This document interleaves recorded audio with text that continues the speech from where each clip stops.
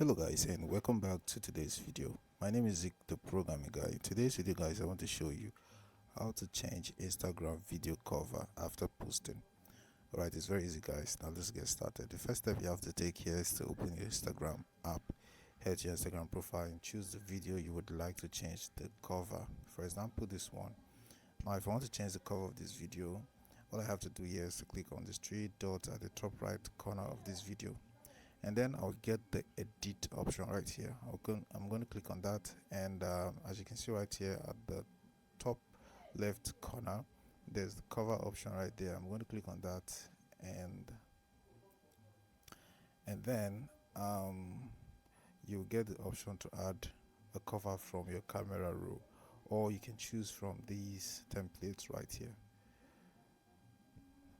So if you want to add a cover from your camera roll or your phone gallery, just click on that at the bottom of your screen and choose a cover from there. Alright guys, so this is how you can change the cover of your video or Instagram video after posting. Hope this video was helpful. If it was, give this video a like and equally subscribe to get more tips like this. Thanks for watching.